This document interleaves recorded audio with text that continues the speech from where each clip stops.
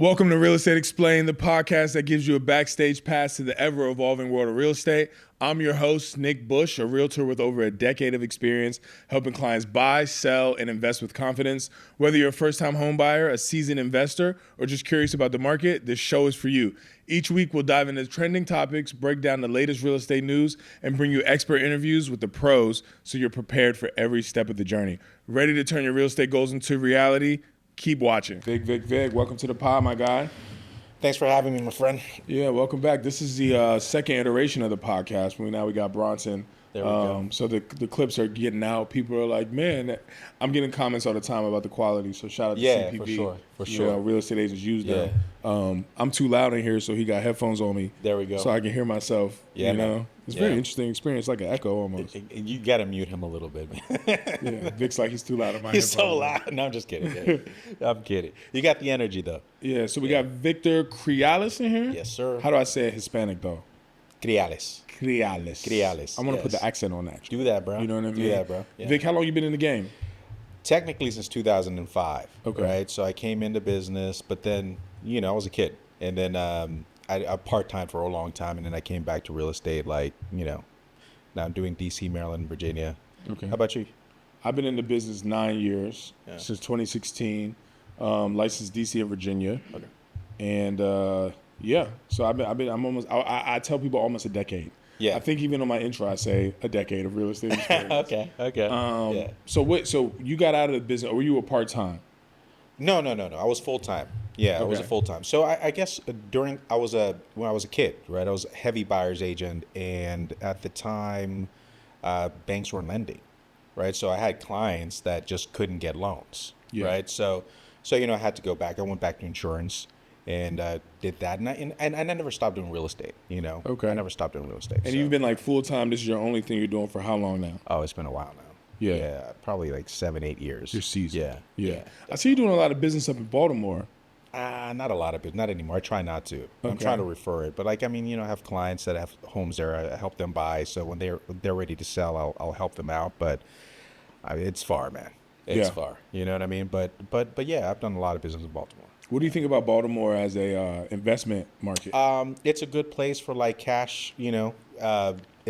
It's a cash situation over there. You can get a lot of like Section 8 homes over there, and they make sense on a monthly, right? Like buy, renovate, and refinance, and it's good. It's a cash flow situation, but the homes over there, they don't like raise and go up in value too much, right? So you're probably going to sell it for, roughly around the same amount that you purchased for like 10 years later. Yeah. Right? So, but it's a different kind of game, man. Okay. Do you own any investment properties? I do. Yeah, I have a rental in Alexandria. I have a couple. Oh, you have a couple. Yeah, he's me being modest. I don't get my portfolio away. So, as an investor, are you more of a cash flow investor mentality, or growth investor? No, growth investor. Yeah, it's and it's not like it's not. I don't even have the home that I want to live in like right now, right? So saving up for that, but no, it's just properties that I had. Okay. Yeah. Like owner occupied, kept it rented, bought another house. That's a good way to do it, man. I would do that. If I was Bronson, should be on property number 2. Do you own any property, Bronson? Yeah. How many do you have? I got one in Gainesville. Nice. Okay. And then this one I live in. Okay. Thinking about buying in Florida. Florida. Oh, My dad's in Florida, so if I buy it, him and my sister can just live there, pay me to rent. Where in Florida? St. Augustine. St. Augustine. That's near Tampa, isn't it? Yeah. No. What am I thinking? There's I don't know. something same. My dad's in St. Tampa. Pete. St. Pete. St. Pete. Yeah. I'm going to Tampa on Sunday, so that's Nice. Yeah. I've never been. You should be. Bronson should have. You should have like 6 by 30. Then you're a millionaire. How old are you, Bronson? 24. Good Lord. Man. Yeah. All right, Vic, man. Introduce yourself. We just got right to it. Introduce yourself. Man. Tell the people who you are. Yeah. Well, first, professionally, I'm Nick's homie, right? I'm Nick's buddy. Now, I'm a real estate agent. I love what I do.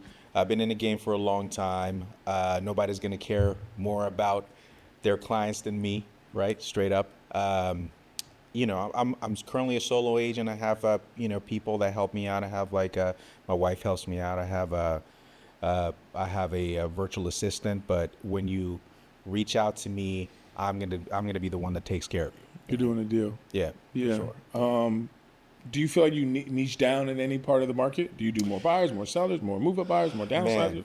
Yeah, no, I'm everywhere, unfortunately. I mean, it's a blessing and a curse, right? Like you learn a little bit of everything. But I do a lot of investors. I work with a lot of investors, a lot of first-time home buyers. Just been in the game for a long time. So my listings usually come from like folks that I've already sold homes to. Yeah.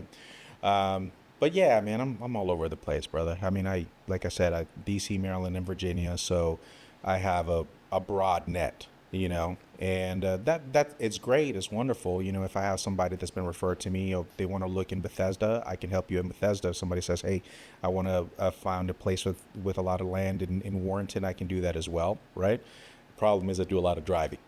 A lot of driving. Do a lot of driving, yeah. What kind of, do you love your car? Do I love my car? No.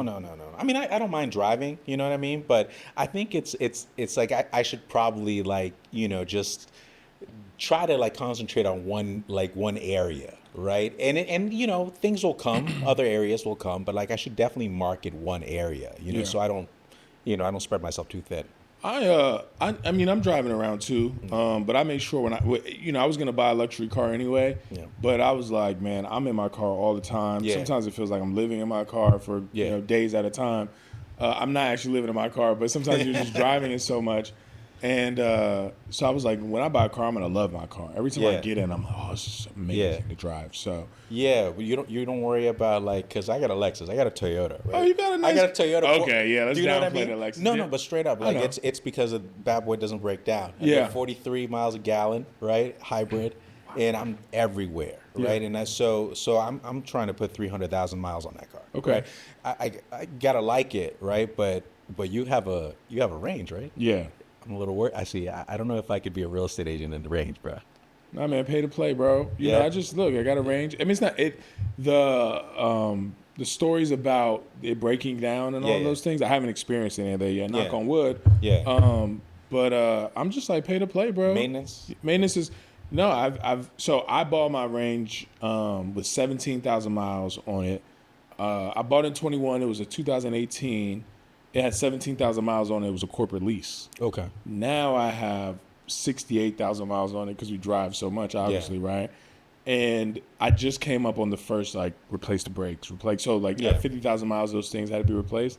But it wasn't crazy expensive. It's not that expensive. So I'm smooth. Yeah, no, I put 40,000 on my car, like, real quick. Yeah. Real quick. Yeah. People listening to this, just let you know, man, your real estate agent is riding around trying to get you those houses. And we're hustling out there. So you said, especially working with investors, you said you work with a good amount of investors, right? Yeah. So what's your investor profile? Are you working with flippers, buying whole guys? Yeah, I got both. I got a few flippers, and I do have like a buy, like probably 2 buy and hold guys. Okay. And they're wonderful. And I actually think working with them, it's less emotion, right? It's more about the house, right? It makes sense. The numbers make sense. Okay, cool. Very little emotion. I actually think it's very easy. It's easier.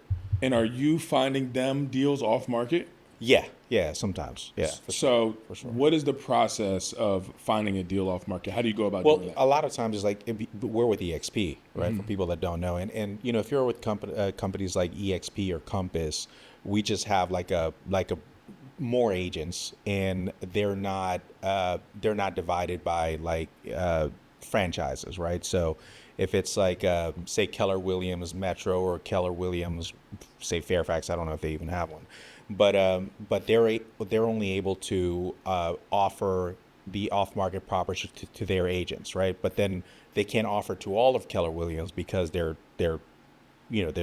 have smaller. They're cut off, right? Like whereas EXP, we're nationwide, right? So we have more agents, and they're not divided. So, you're able to offer a lot of off-market property, and I don't think that EXP folks agents are taking advantage of that as much. Yeah. So let me tell you guys what Vic is actually talking about. Yeah. So in real estate, and because of the laws, right? A brokerage like Keller Williams, Long & Foster, Weicker, these type of brokerages, they're franchises. They're individually owned. I don't think Long & Foster. Well, maybe not Long & Foster. Yeah. So let's just say Keller Williams, I know is a franchise. Yeah. So a brokerage like Keller Williams is franchise. Century 21, these brokerages, right? And so because of the real estate laws and all off-market listings, pocket listings. You can only share off-market listings inside of your brokerage, right? With your agents, right?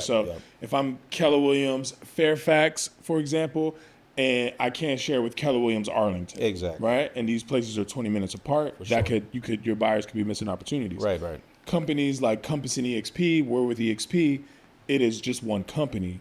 It's not individually franchised. So we can share listings from DC to California back and forth. For sure.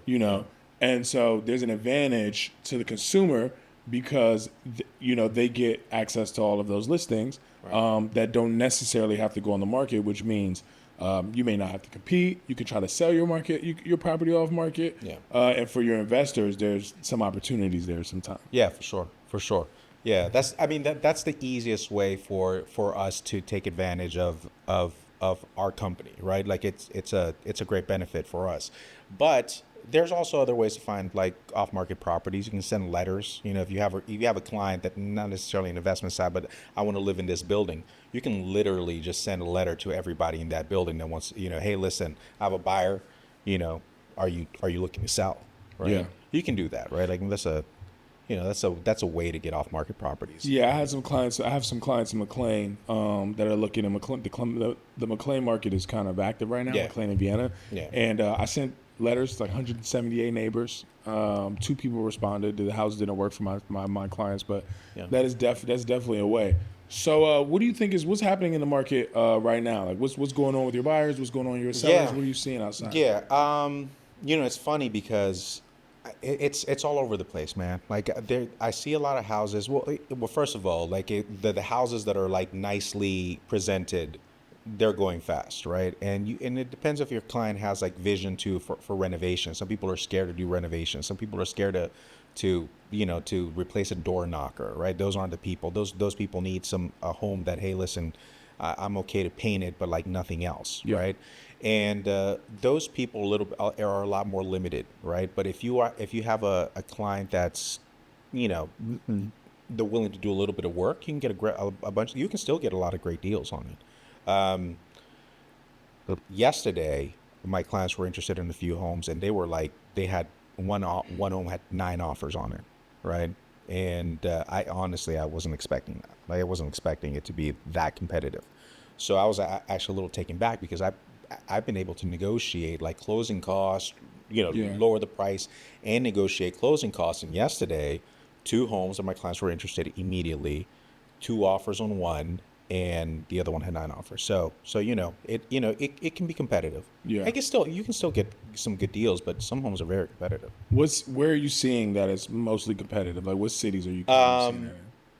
Well, that was in Warrenton. Because you're doing deals right now, bro. Right, yeah. I'm doing all right, thank God.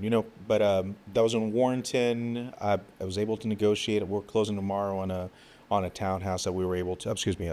A condo in Reston that we were able to lower the price and get some closing costs. That's good for you. So I'm able to get some deals on some properties. Right, it's not like it was like say 3 years ago. Yeah. Right. Do you find it?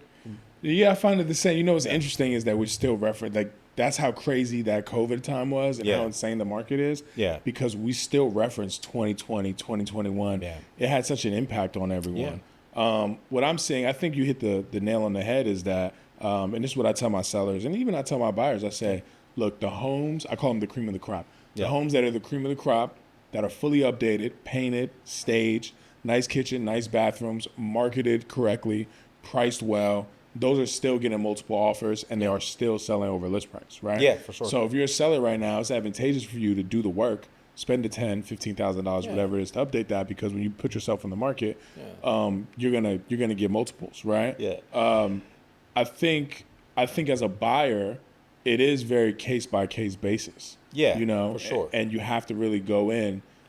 So when I first got into the business, I had a lot of first time home buyers. I was 26, so I was working with a lot of first time home buyers, and people would say, "Oh, how much do I need for down payment?" At that time, I was, "Oh, we got VHDA. Oh, we'll get your closing costs taken care of. Don't worry about it."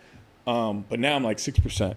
Yeah. Because 3% for down payment, minimum. Yeah. And you're going to do 3% for closing costs. You just need to be prepared. Yeah. So I'm like, you need to have 6% to buy. Now, if you don't have to put that entire 6% down, that's great. Yeah. But I like to tell people to come to the table with some money if they can, if possible, because right? you may be competing.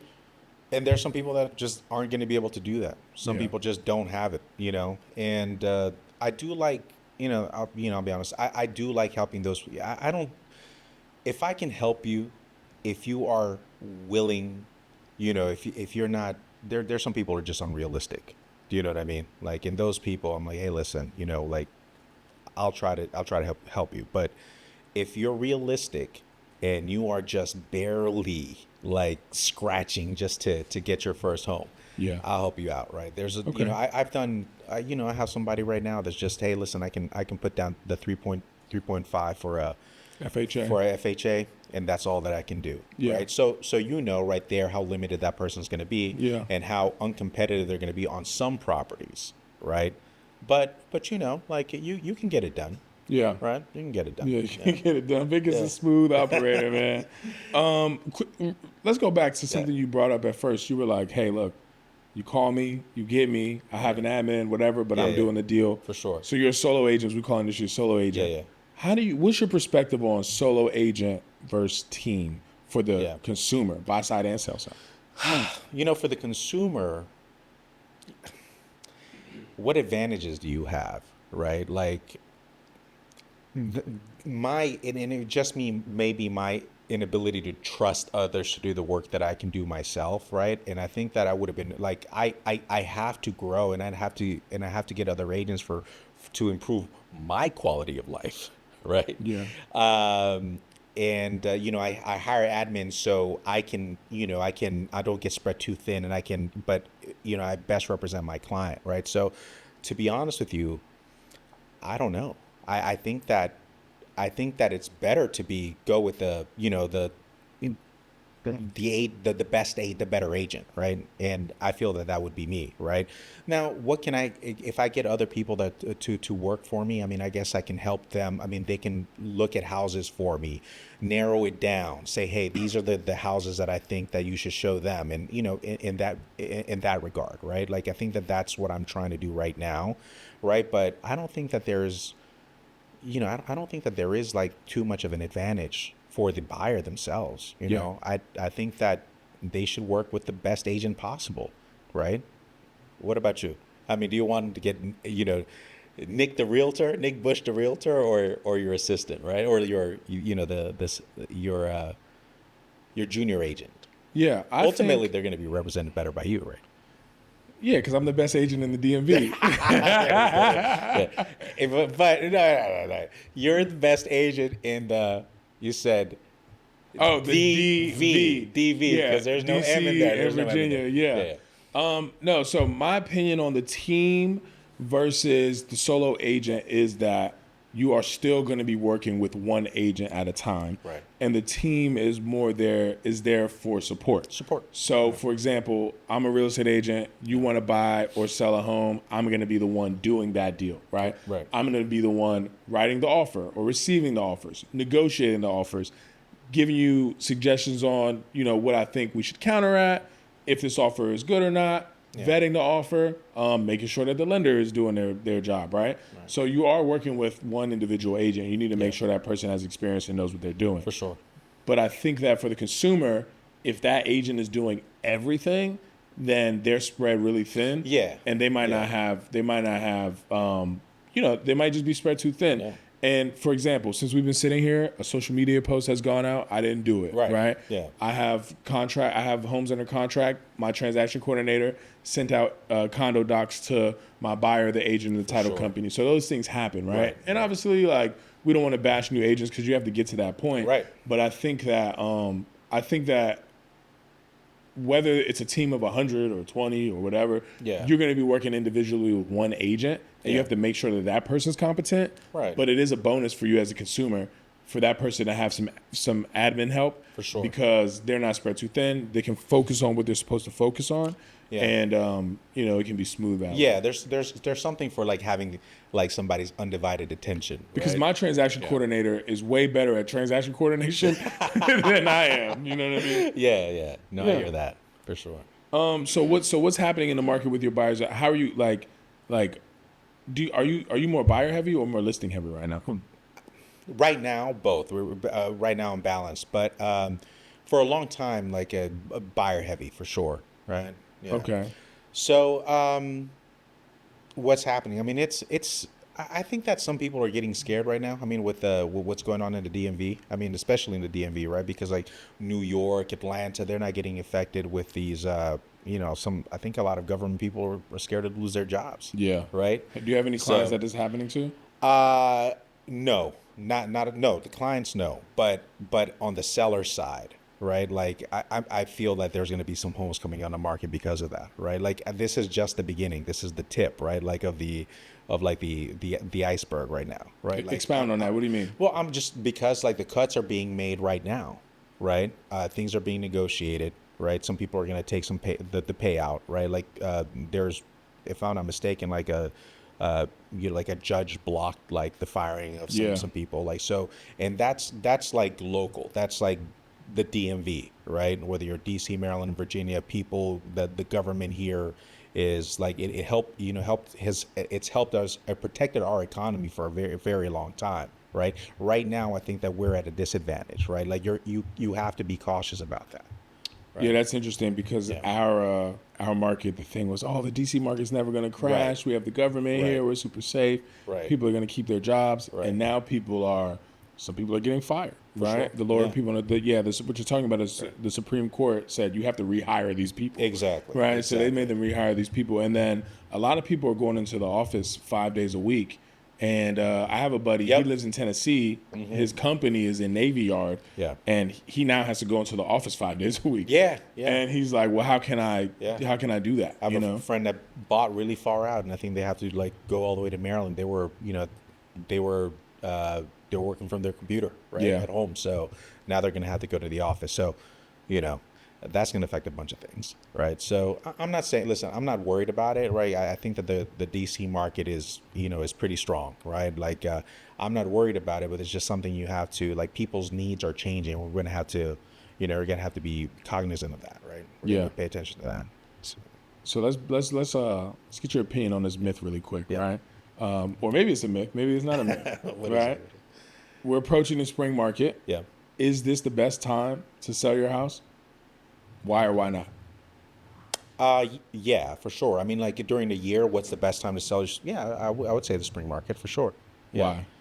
Why? Well, it's people like, this is when people start looking the most, right? Like my Januaries have been super hot, like on both sides, like buy and sell for years, right? Like, so I've had like very strong Januaries, right? And Februaries, right? So, but yeah, I have, several listings that are coming up. Like now, and that was on purpose, right? Like let's time it for the spring market. Yeah. Right.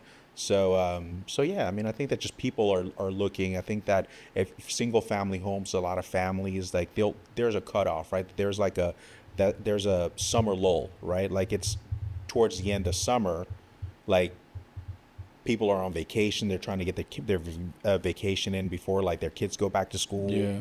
Right.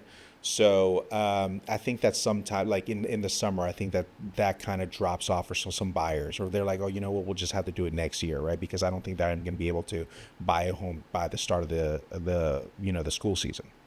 Yeah, I think that's interesting. I would like to see the numbers. I should know the numbers, right, before I even ask this question. But I've ratified contracts on Christmas Eve. Yep. I usually have a strong start to the year also. Yeah. The second quarter is usually cooler for me for some reason. And then the third and the fourth quarter I crush. I always crush the fourth quarter also. Yeah. I don't think there's a real best time to sell a home. Yeah. I think that what we're saying is, when do we think there will be the most buyers in the market? Right. And it's like, well, the most buyers will be in the market, March, April, May, June. But also, that's when everyone is considering getting their house ready for the market. Yeah, for right? sure. Yeah. And so I'm like, well, is the best time to be in the market when the most buyers are in the market? Or is the best time to be in the market when you're the best house in the market and there's nothing else for them to look at? Yeah. Right? I think in the DMV area, the only time of the year that I feel is truly dead is August. Right. Because people are going on that last vacation, like you mentioned, or a lot of schools starting in August now too. A lot of buyers just quit by that time as well. Yeah. Like if they couldn't find their house, right? Like but I'm telling you, that's because of kids. Yeah, and I think also Thanksgiving has more of an impact than Christmas does too. You think so? Yeah. Yeah. Because you got to sit down and eat, bro. I love working with buyers and, Thanksgiving, Christmas. I love getting deals done around there. Do you feel like it's more advantageous for them then? Yeah, I think it's easier to negotiate. I mean, like I said, it depends on the buyer. Some people don't have the flexibility to do that, right? Like if you have kids, like, I'm going to have to change school districts. Like, I don't have kids right now. Like you do, which is probably, but do you have any kids? No, I don't have any kids. But I'm saying, what about you? Like, yeah. If you're going to, change like, say in October, November, right? Like you got to think about like, it's a whole ordeal moving. Yeah. It's funny. I think it's my wife is way more sensitive to stuff. Yeah. Stuff like that than me because, I have 3 boys, and if it was like, hey, it's October, November, we're buying a house, like let's rip the Band-Aid, go to a new school. Yeah. You'll survive. This is part of life. Yeah. But my wife is way more. She wants them to be comfortable. Yeah. She has the routine. And so she would actually be the person who's trying to halt the home buying thing or even selling our home. Actually, when we moved from DC to Fredericksburg, it was April, and I was like, let's go. Like, it's time to go. So what happened? What happened in DC? Did you finish? Did they finish the school year in No, DC? they didn't finish the school year in DC. Really? But she really wanted them to finish the school year in DC, Right. but we had to get out of there. Yeah. And so we got out of there. But she was really upset about it. Yeah. She was really upset about it. And that's what I mean. That's kind of what happens. And like I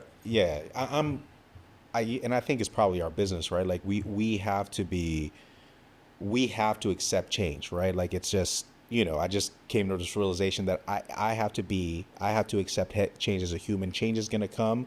I got to be cool with it, right? The people that fail are the people that just cannot go with, cannot accept the change, right? Like I think you and I are probably a little, I'll say risk averse, right? That's not what I'm saying. I'm pretty risk averse. Right. Wait, risk averse means you're down to take risks? Yeah, No, that's when you're not down to take risks. Yeah. I'm like, I'll take some risks. I say I'm with the shits. Yeah.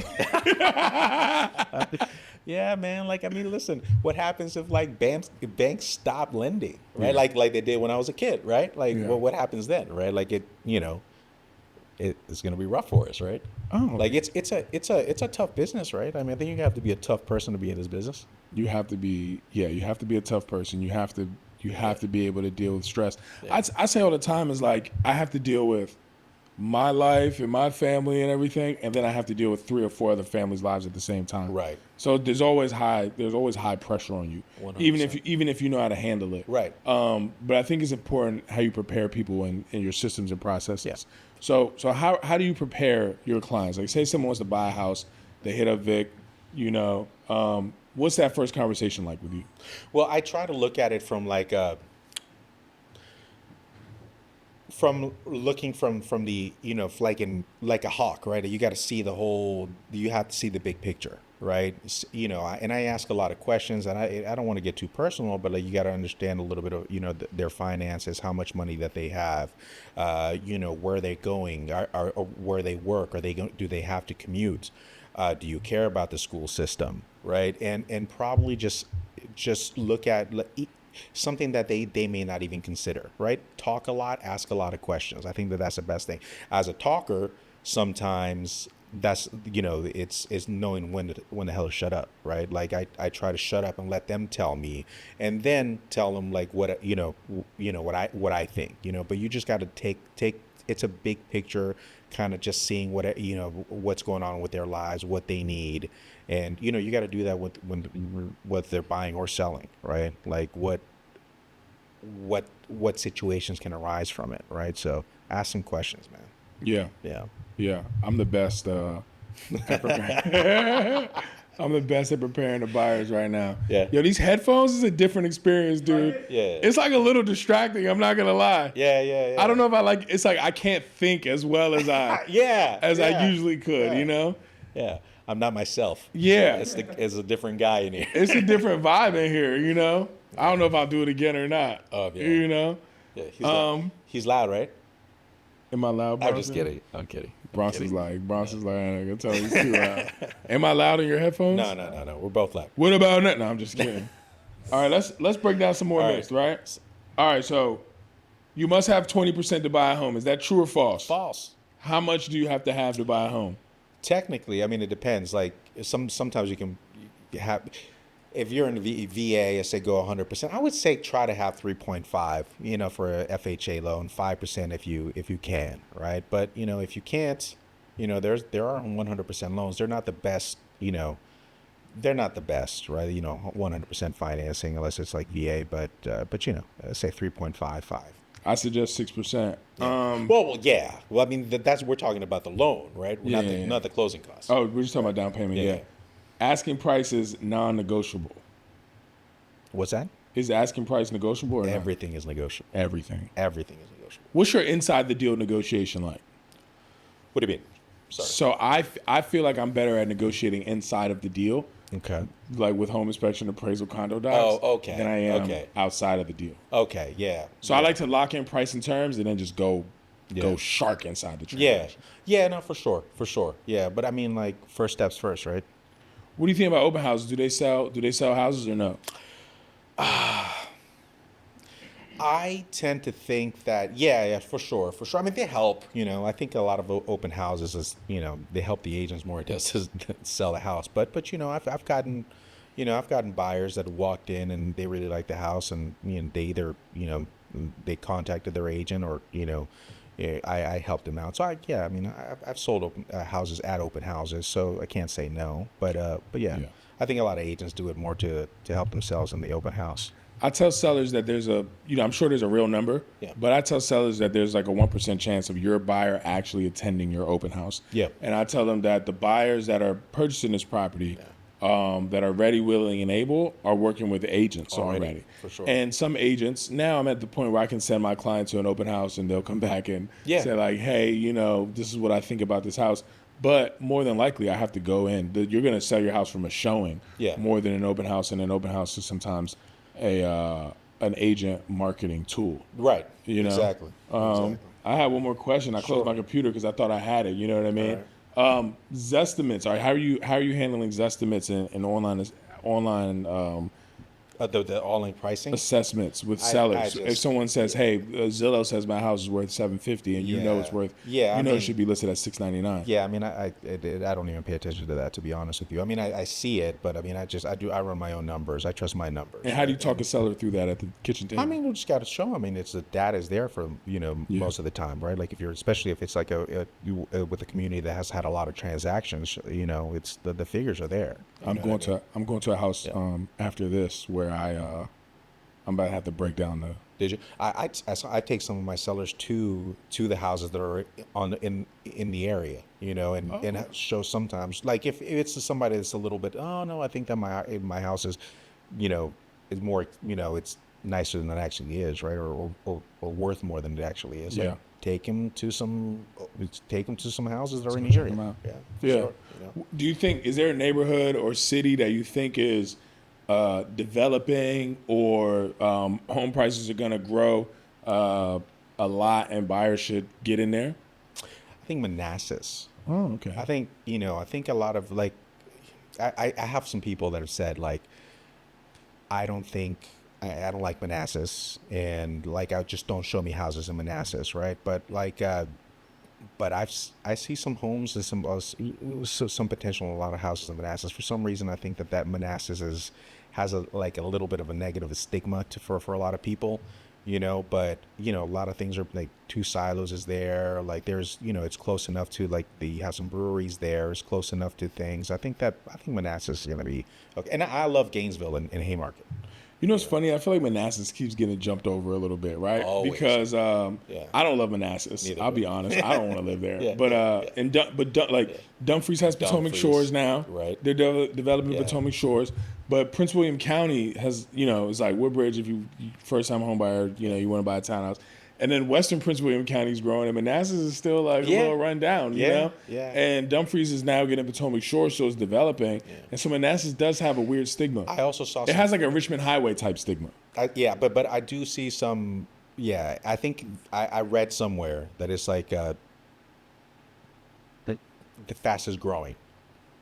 Yeah. I don't know if I haven't seen the numbers, but like, I don't know if that's true, but I can definitely see, how that can change really quickly. They're building some decent communities out there. I'm telling people to come to Fredericksburg because right now I love Fredericksburg. You love Fredericksburg? I really like Fredericksburg. It's growing. I mean, a bunch of Starbucks popping up left and right. Yeah. I feel like you buy a house in Fredericksburg. For $600 right now, you can get a 4-bed, 3.5 bath, 3,600 to 4,000 square foot house. Yeah. But I think the upside of that property is going to be way higher than a house in like Fairfax. I think, Mana and I were talking about it. And if I were going to make an investment, I'd probably it probably would be either like PG or Fredericksburg. I like it down there. Well, if you need an agent in Fredericksburg, if you don't want to drive down there, I know this one. If you don't want to write the NVAR contract, all right, Vic, we can get you out of these headphones. Kind of threw me off a little bit. For sure. Any last words? Oh, I do have a question for you. Yeah. What do home buyers and home sellers need to know about the real estate market right now? Man, it's consistently changing. Be up to date. Get an agent that's, well, first of all, do an agent that's doing a lot of transactions, right? Because if your agent's the last transaction was 3 months ago, it's a big change from 3 months ago to today. So choose an agent that is, consistently doing work, right? Or you could, they can be step behind. I like that. Get someone that's in the game because then they understand the nuance. For sure. Don't get your cousin. Get me. Where can the people find you? Yeah, it's Criales Real Estate on Facebook and Instagram, and CrialesHomes.com. Vic is in the game, bro. Thanks for joining me. Thank you.